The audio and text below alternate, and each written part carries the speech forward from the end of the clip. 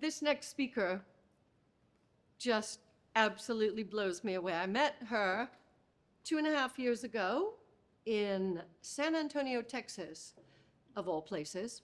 Okay. And turns out we're both from New York. Did you know I'm from New York originally? Right. Yeah, I am. I've lived in the UK 34 years, but this lady stayed in the New York area for a lot longer.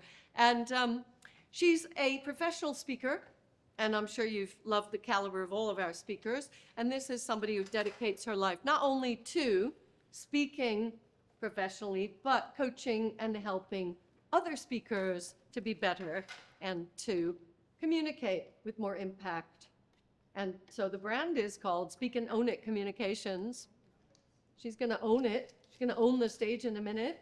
I'm absolutely delighted to introduce to you my friend and first member of the Thoughtful Leaders Club New York, Casey Carpenter. Thank you.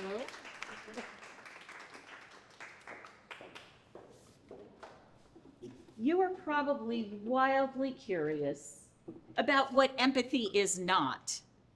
So I'm really grateful for the invitation today to share with you and to help you educate your leaders so that they show up at the workplace with more empathetic communication. The year was 2001. I was managing a team of 19 sales professionals, and you can imagine with sales, high maintenance people, right? Any sales professionals here? Aha, we love you. We love you. And frankly, actually, we all are in sales. But each of them had a different personality, and I was juggling all these personalities. And I will tell you, on that one Tuesday in 2001, I did everything wrong. I didn't get a good night's sleep. I ran for the train, really just pushing my energy to the limit.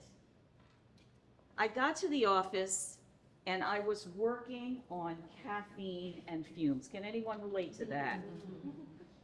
And it just seemed like that day there was an endless stream of my client managers coming to my office, knocking on my door, complaining about this client, complaining about that. You know, I think someone even told me that the copier was broken, as if I'm supposed to go fix that with a wrench. By the time I looked up, it was 3 o'clock.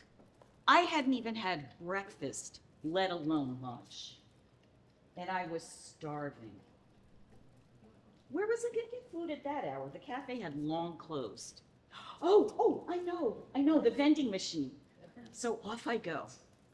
I can even remember the sound of the coins coursing through the machine and the ka-thunk of the candy as it hit the bottom tray. I reached in, pulled it out. It was so good. And do you know what I did? Ka-chunk.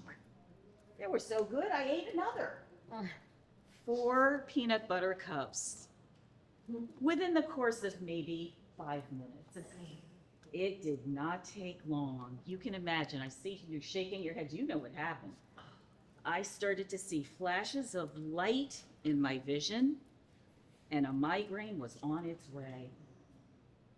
And I said, all right, if I can just make it to 5 o'clock and nobody else asks me another thing, I'm gonna be okay. I'm gonna make it.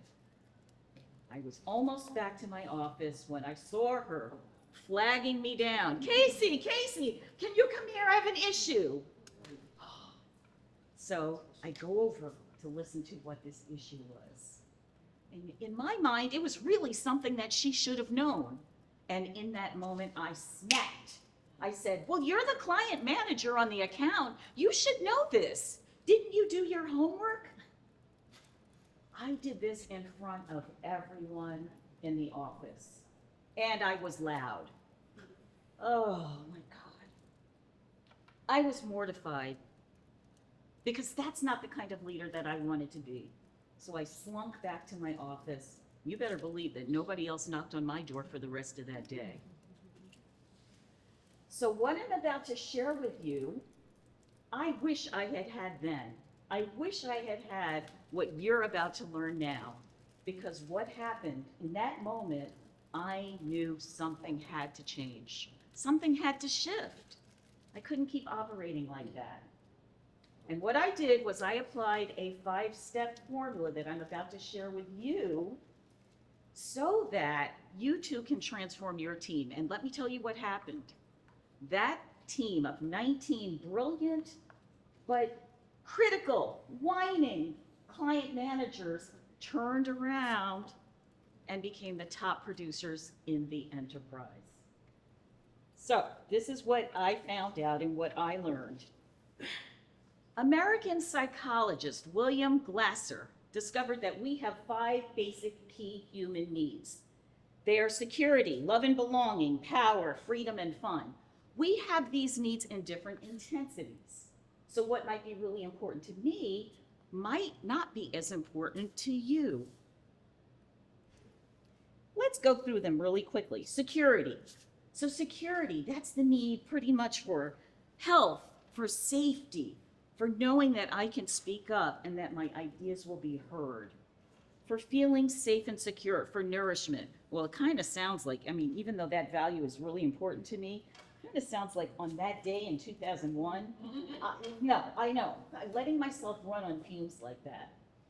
But thinking about security and hearing and knowing what's going on in the workplace, how busy it is, and that there's constant change.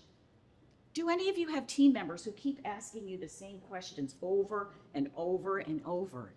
Could it be that they are scared?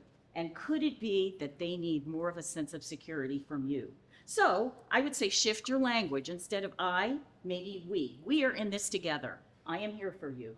Do not worry, we've got you. So that's security. Let's talk about love and belonging. That's pretty self-explanatory. That's the need to belong, to know that you are amongst friends, family, and also to feel heard, to feel seen and heard, as well as leave a legacy. So thinking about love and belonging and that social connection that's so important, I am an introvert. So I wonder, what kind of environment are you creating on the team so that everyone's voice is heard? Whether they are quick thinkers, whether they are slow thinkers, whether they are processors, how are you creating that environment so that all voices are heard? Something to think about. Something effective that I did was, instead of having people verbalize, they would write. And I wouldn't let anyone talk until all of the paper slips were in, and then I would read them. Just that was equalizing and democratizing their input. What's next? Power. Now, when I say power, I don't mean I'm going to take over the world. It's not that kind of power. But power simply means that it's the need to be seen and heard, recognized for their accomplishments. How are you celebrating the team when something goes well? Maybe we celebrate really little things that may seem insignificant, but in this day and age, they matter greatly. Freedom. We love freedom, right? It's the need for independence, the need to know that you have agency, that you can take control of your own schedule, so to speak. So we've been all working remotely for quite some time, which in itself builds in a little bit of freedom.